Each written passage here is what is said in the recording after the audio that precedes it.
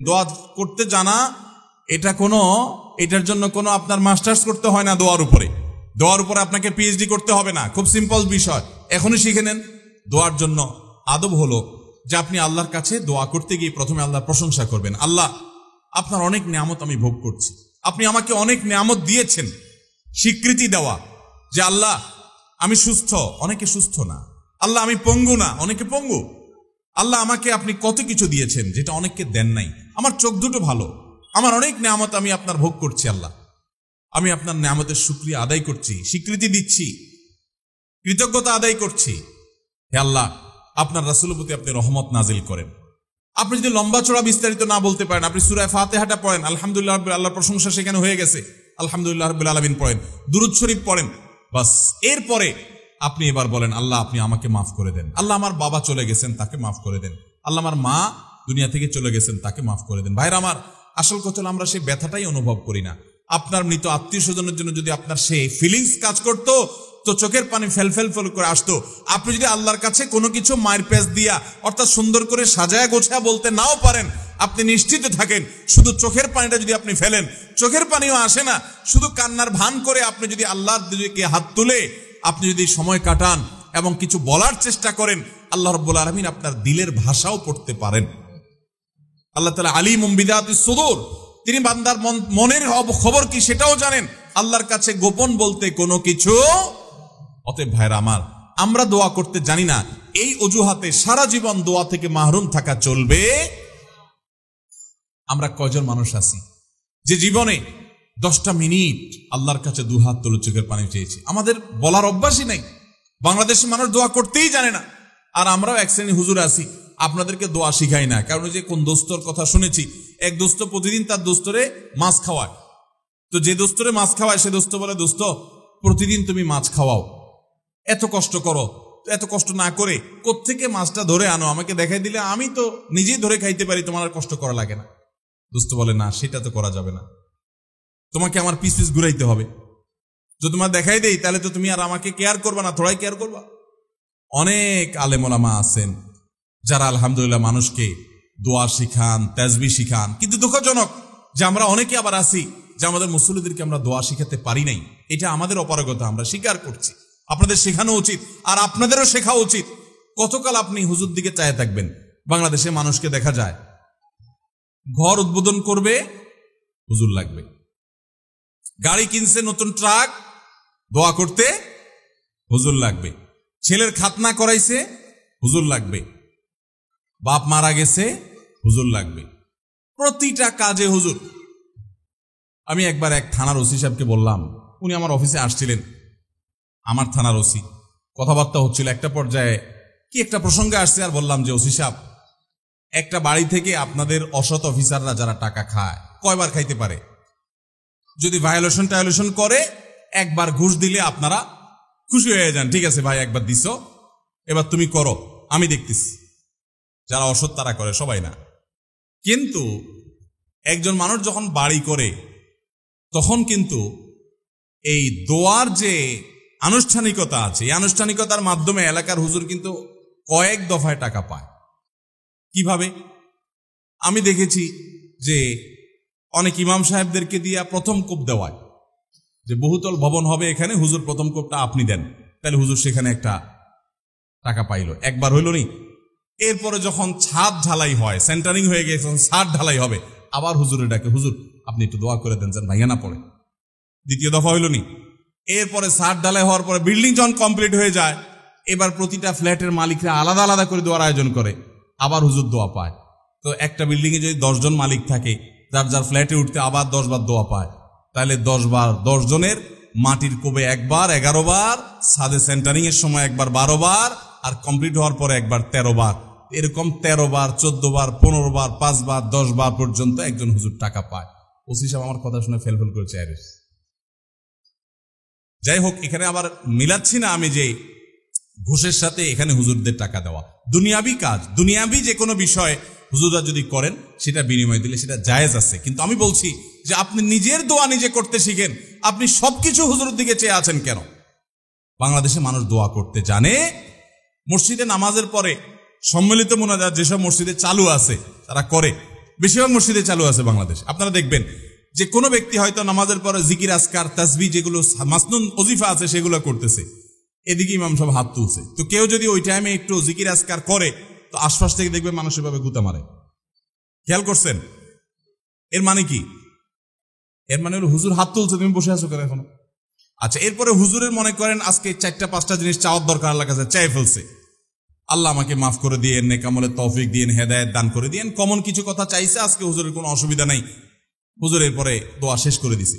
আরেকজন মানুষ দোয়া করতে করতে তিনি আজকে তার নতুন কিছু সমস্যা যোগ হয়েছে, আজকে পেটে ব্যথা আছে, দোয়া করছে আল্লাহ আমার পেটে ব্যথাটা ভালো করে দেন। তার বউর একটু অসুবিধা আছে, এটা দোয়া করতেছে। এদিকে হুজুরের দোয়া তো শেষ।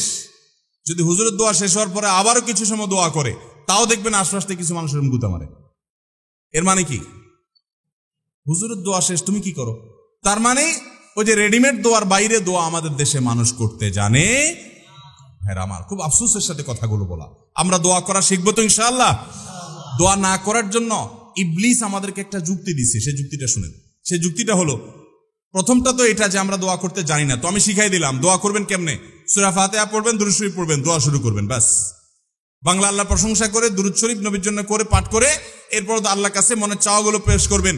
নবী করিম সাল্লাল্লাহু আলাইহি সাল্লাম বলেছেন, হারাম কোনো কাজের এবং আত্মীয়তার বন্ধন ছিন্ন করার জন্য যদি কেউ দোয়া না করে, বান্দার দোয়া কবুল হবেই হবে যদি সে সঠিকভাবে দোয়া করে, অন্তর থেকে দোয়া করে। কারণ গাফেল অন্তর দোয়া আল্লাহ তাআলা কবুল করেন না। আপনার মায়ের পেঁয়াজ দরকার নাই, আপনি কোনো কথা বলতে জানেন না, ভাই যে বোবা, তারও তো মনের চাওয়া আছে, আছে না নাই? তো আল্লাহ তাআলা তার মনের চাওয়া বুঝেন না? আল্লাহ রাব্বুল আলামিন সবকিছু টের পান। অতএব আপনি অনেক সাজানো গোছানো কথা বলতে পারছেন না, কোনো দরকার নাই। আপনি যা পারেন তা বলেন, কিছু বলতে পারছেন না, শুধু চোখের পানি বলেন এবং মনের আকুতিগুলো মনে মনে বলেন, আল্লাহ তাআলা সেটা পর্যন্ত শুনতে পান। দোয়া করবো তো ইনশাআল্লাহ। দোয়া না করার জন্য ইবলিস আমাদেরকে দ্বিতীয় যে জিনিসটা শিখায় সেটা কি জানেন? বলে যে আমরা তো গুনাহগার মানুষ, আমাদের দোয়া কি আর কবুল হবে? এত পাপ করি, এত অপরাধ করি, ওনারা হুজুর মানুষ, কত আমল করেন, ওনাদের দোয়াই তো কবুল হবে, আমার দোয়া কি কবুল হবে? এটা হলো ইবলিসের সবচেয়ে বড় শয়তানি, যে আমরা গুনাহগার মানুষ, আমাদের দোয়া কি কবুল হবে? এই ষড়যন্ত্র শয়তানের, এটা দূর করার জন্য একটা বিশেষ একটা দৃষ্টান্ত আমি পেশ করতে চাই। সেটা হলো, আল্লাহ রাব্বুল আলামিন যখন আদম আলাইহিস সালামকে সৃষ্টি করার পর সকল ফেরেশতাকে, ইবলিসে তাদের মধ্যে শামিল ছিলেন, ইবাদত করতে করতে তাদের পর্যায়ে চলে গেছেন, তার দলভুক্ত হয়ে গেছেন। সে সহ সবাইকে যখন আল্লাহ রাব্বুল আলামিন সিজদা করতে নির্দেশ করলেন, সবাই সিজদা করলো, ইবলিস সিজদা করলো না। কেন সিজদা করলো না? আবা ওয়াস্তাকবারা ওয়া কানা মিনাল কাফিরিন। সে অস্বীকার করছে। আল্লাহর সামনে সরাসরি আল্লাহর নির্দেশকে অস্বীকার করা, ডিনাই করা, এটা তো বিদ্রোহ করার শামিল। এটা সাধারণ কুফরি না, এটা বিদ্রোহ। আপনি আপনার আব্বার একটা কথা শুনলেন না, এটা তার অগোচরে শুনলেন না, এটা একটা জিনিস। কিন্তু সামনাসামনি আপনাকে বললো এটা কর, আপনি বললেন আমি করব না, এটা আরেক জিনিস। কিন্তু এটা কিন্তু রীতিমতো বেয়াদবি এবং বিদ্রোহ। ইবলিস সেই কাজটা করছে। বোঝার চেষ্টা করেন, এইরকম জঘন্য অপরাধ যে আল্লাহ রাব্বুল আলামিনের সামনে সরাসরি বিদ্রোহ করা, সরাসরি বেয়াদবি করা। কার সামনে বেয়াদবি? কোন প্রধানমন্ত্রী প্রেসিডেন্টের সামনে না, যাদের সামনে বেয়াদবি করলে কল্লা উড়ে যাবে। স্বয়ং সৃষ্টিকর্তার সামনে বেয়াদবি। প্রধানমন্ত্রী এবং প্রেসিডেন্ট তো পরের কথা, দুনিয়ার সকল প্রধানমন্ত্রী প্রেসিডেন্টের বানানেওয়ালা রব, তার সামনে বেয়াদবি করছে কে? ইবলিস। বুঝার চেষ্টা করেন, পরিস্থিতিটা বুঝার চেষ্টা করেন। ওই টাইমে আল্লাহ রাব্বুল আলামিনের রাগান্বিত হওয়ার কথা কি কথা না? আল্লাহর নাফরমানি যত মানুষ, যত সৃষ্টি যতভাবে করুক, ইবলিসের চাইতে এইরকম বেয়াদবি নাফরমানি আল্লাহ সৃষ্টি জগতে কেউ করেও নাই, কিয়ামত পর্যন্ত কেউ করবেও না।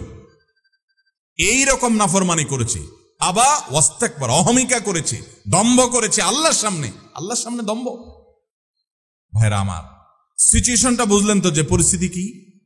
মজার বিষয় হলো, এইরকম আল্লাহর রাগের সময় পর্যন্ত ইবলিস কিন্তু আল্লাহকে খুব ভালো করে চিনত। কারণ কাছাকাছি থেকে ফেরেশতাদের মধ্যে বাদবন্দি করছে। আল্লাহর রহমত যে তার গোসার উপরে গালেব থাকে, সাবাকাত রহমতি আলা গাদাবি, অর্থাৎ হাদিসে কুদসিতে আছে, আল্লাহ তাআলা বলেছেন যে আমার রাগ এবং ক্রোধের উপরে আমার রহমতটা বিজয়ী হয়েছে।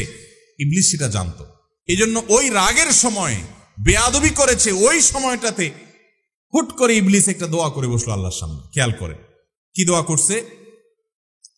রব্বি ফানজিরনি ইলা ইয়াউমি ইউবআসুন। আল্লাহ, আমাকে আপনি সুযোগ দেন, আল্লাহ যখন বললেন ফখরুজ মিনহা ফাইন্নাকা রাজিম, যাও বের হও জান্নাত থেকে, তুমি বিতাড়িত, তোমাকে তাড়িয়ে দেওয়া হলো। ওই টাইমে আল্লাহ তাআলা রাগ হয়ে বের করে দিয়েছেন। ভয়ে তো এই টাইমে আল্লাহর কাছে কিছু বলার কথা না, কিন্তু ইবলিস ওই টাইমে আল্লাহর কাছে দোয়া করে পড়ছে। কি দোয়া? আল্লাহ আমাকে কিয়ামত পর্যন্ত কি দেন? হায়াত দেন, আর শয়তানি করার সুযোগটা দেন। যে আদমের কারণে আমার জান্নাত থেকে বের হতে হলো, এ আদমের সন্তানদের প্রত্যেকটা মানুষকে আমি পথহারা করে ছাড়বো। এই জন্য একটা জিনিস খেয়াল করেন, নামাজ পড়তে আরাম লাগে না কষ্ট লাগে? তাহলে তো সব ফেরেশতা, এরা কিসের ওয়াজ টোয়াজ করবো, আর দরকার আছে এখানে কোনো? এগুলো সব সাক্ষাৎ ফেরেশতা।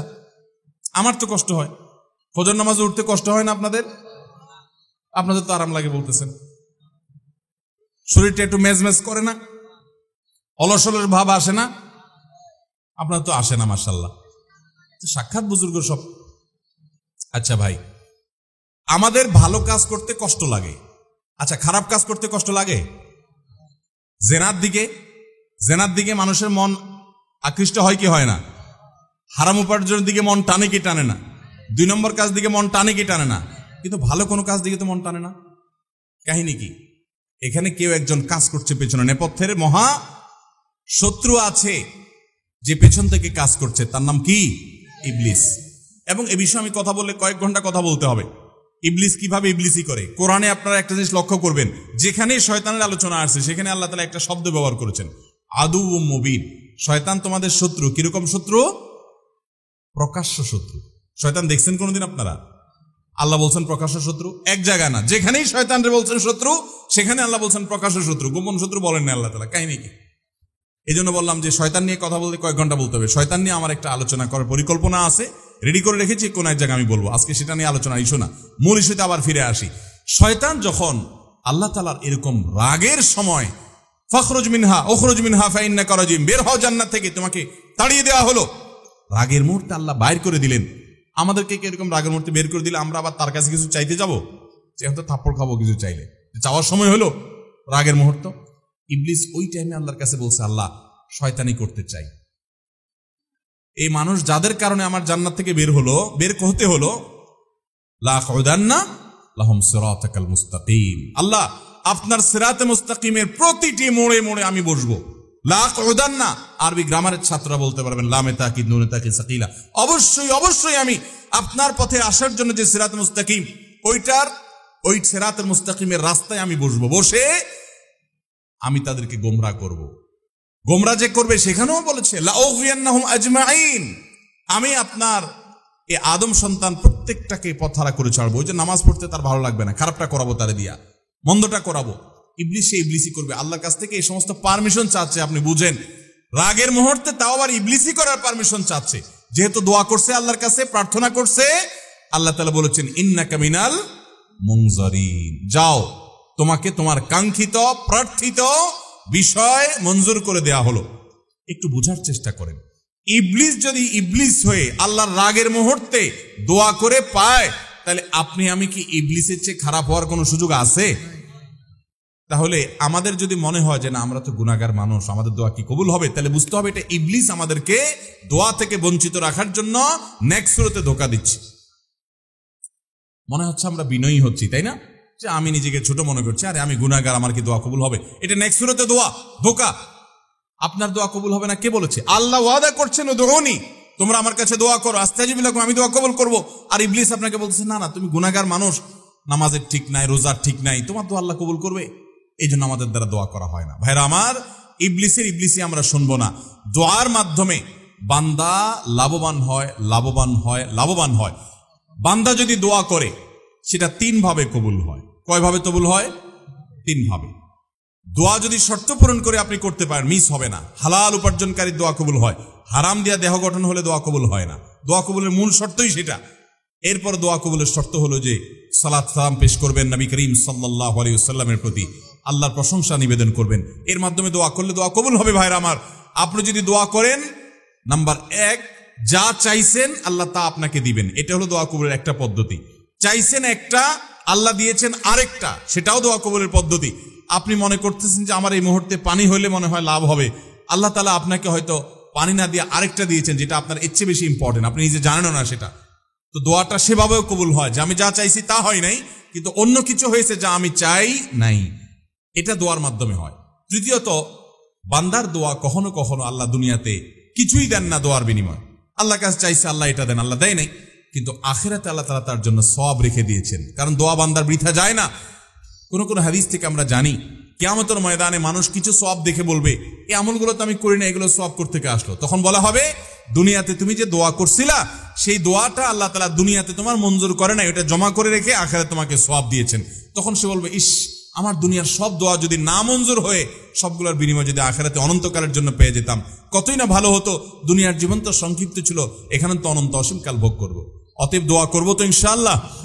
আমাদের মুর্দাদের জন্য আমাদের দোয়া করতে হবে, চোখের পানি ফেলতে হবে। ভাইরা আমার, বাবারা আমার, আমাদের দাদা দাদি, নানা নানি, তাদের বাপ দাদা, আমাদের নিজেদের আপন, আমাদের কাছের আত্মীয় স্বজন এবং আমাদের বাবা মা, আত্মীয় স্বজন সহ বন্ধু বান্ধব, পাড়া প্রতিবেশী, আরো যারা দুনিয়া থেকে চলে গেছেন, তাদেরকে আমরা যদি উপকার পৌঁছাতে চাই, আল্লাহর শপথ করে বলছি, সবচেয়ে বড় উপায়, সবচেয়ে বড় মাধ্যম হলো আপনি নিজে আল্লাহর কাছে একটু হাত তুলে চোখের পানি ফেলেন, নামাজ পড়ে 2 রাকাত, অথবা যখন আসেন, এমনকি বিনা ওযুতেও সম্ভব, আপনি ভোর রাতে নামাজের আগে পরে, অবসর সময়ে, শুক্রবারে, বিশেষ করে আসরের পরে শুক্রবারে বা যে কোনো সময় আপনি 2 হাত তুলে, অথবা হাত তোলার সুযোগ নেই, আপনি হাঁটছেন, আমি কিন্তু আমল করি ভাই।